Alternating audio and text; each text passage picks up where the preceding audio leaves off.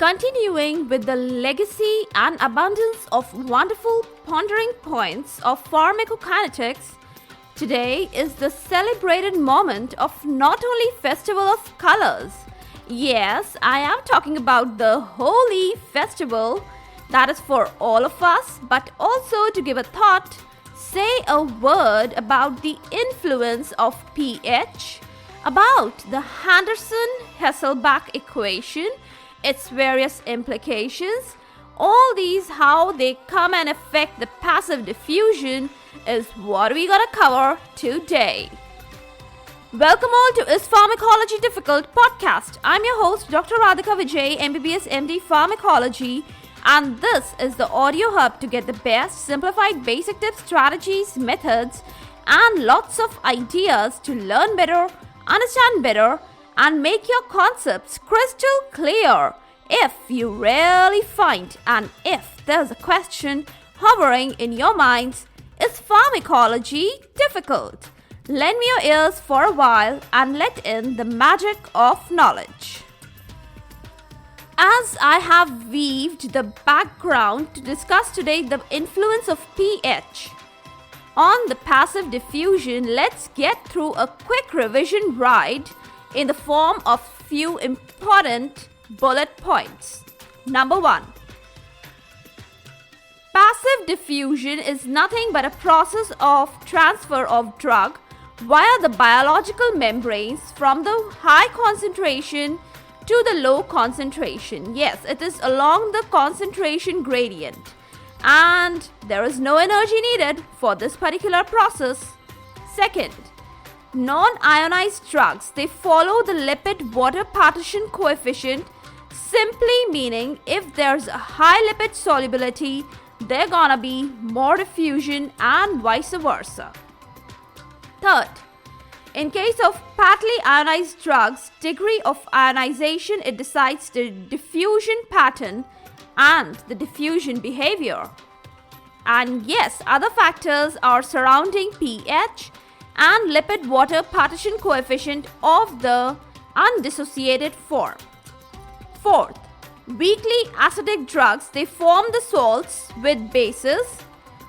Very good example is phenytoin sodium, then sodium salicylate, potassium penicillin 5. So these are, mainly sodium and potassium salts. Fifth, weakly basic drugs, they form the salts with acids. They mainly become either sulfates, hydrochlorides, phosphates, etc. Some good examples here, they are ephedrine hydrochloride, morphine hydrochloride, amphetamine sulfate, etc. Now it's the perfect moment to tell you about the influence of pH. As you all know now that weak acids or weak bases, their diffusion is dependent upon the degree of ionization. And this in turn is actually a chain reaction. It is dependent on the pH of the surrounding medium. Now this is completely opposite for the strong electrolytes, which are actually completely ionized at acidic and alkaline pH. Or I can say at all sorts of pH, okay? Now coming to the great equation for the day. One fact I want to tell you before I give you the equation is that there is an intense relation amongst the dissociation constant. Yes, I'm talking about the pKa of the drug. Then another one is the pH of the environment in which the drug is placed. And the third point is the extent of ionization. And the relation between all these three aspects or points, it is expressed as a real important great equational format, which is known as the Henderson-Hasselbalch equation. Now what is it? Listen carefully. I'm giving you the equation now, so you can note it down. I'll give you a second to get your pens right on your paper. Let's go down.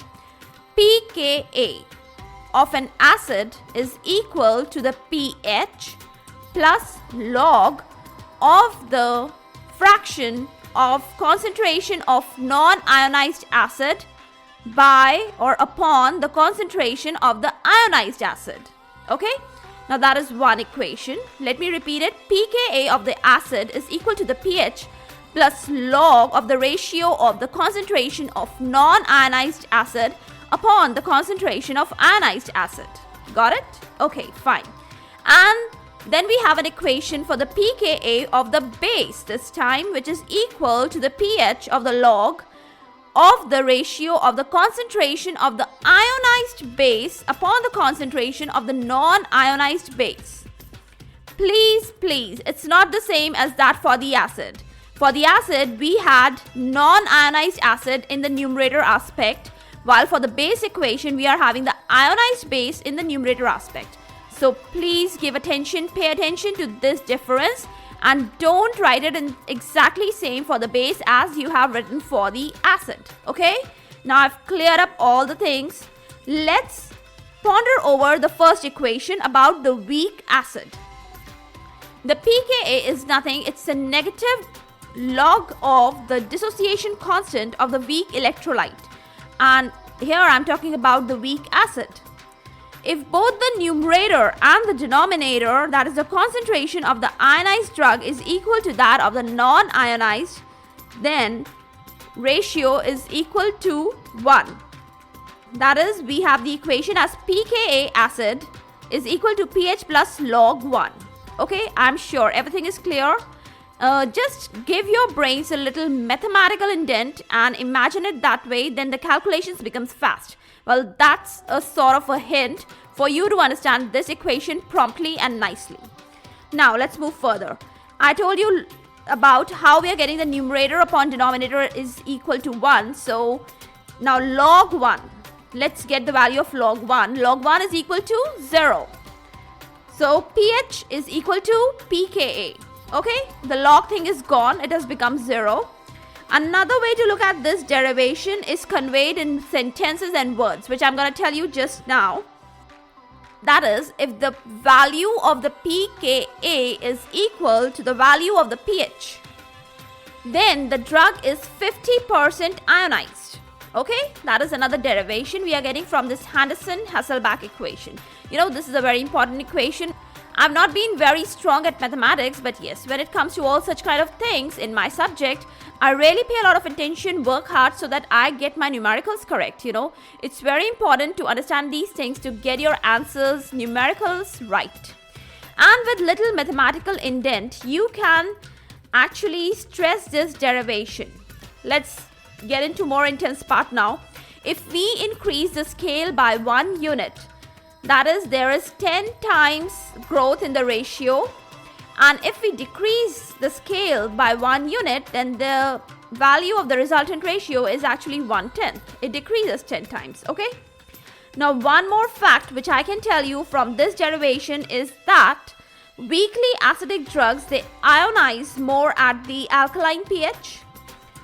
And one scale change will change the ionization by 10-fold, as I just told you before this fact. Similarly, weakly basic drugs, on the other hand, they ionize more in the acidic pH. Okay?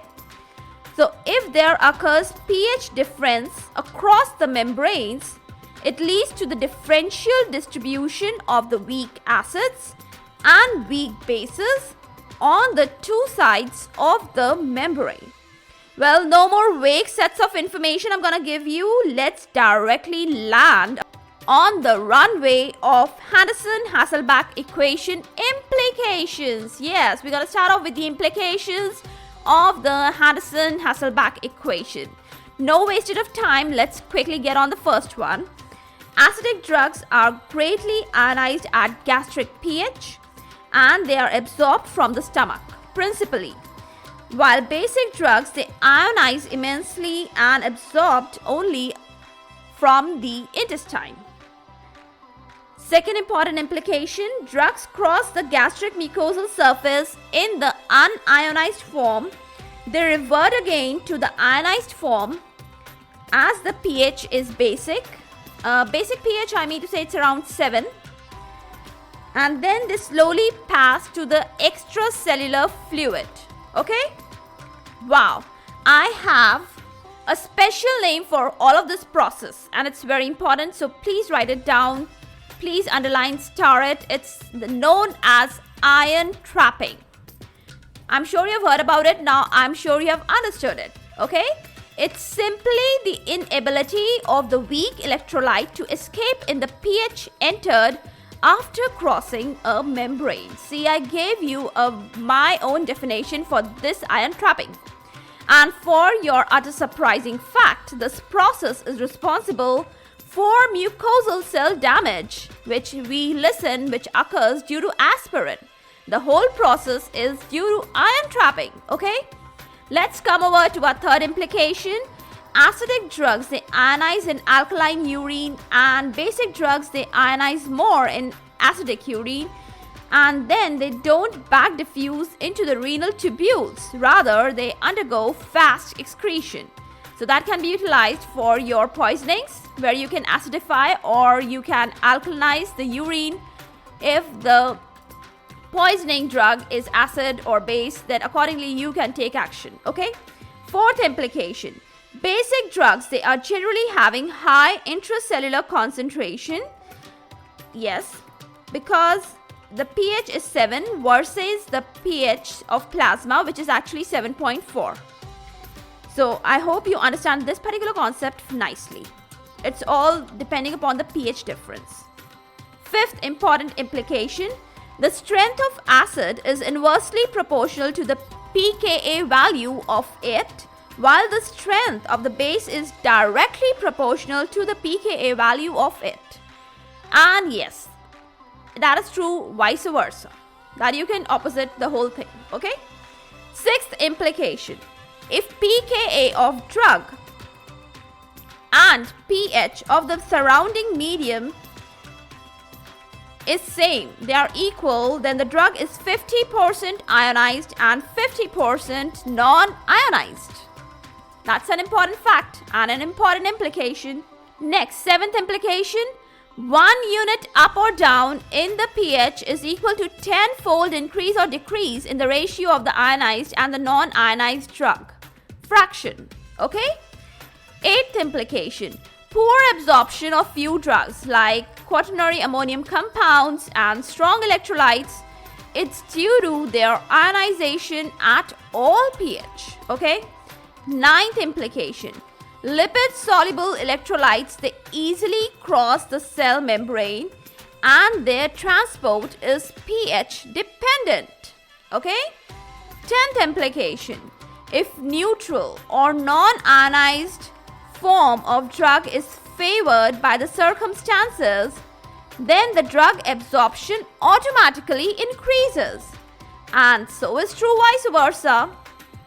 Now this is an important explanation for ion trapping, which I just talked about in few points back. Now that's all folks for today. It was a great amount of information tea to be held by the daily cup of brains. But no worries, cause simplified versions are always a promise and a commitment of my vocals deliveries that via your ears reach or ping your minds sound enough. Never to leave any doubts or questions or vague points to ponder over.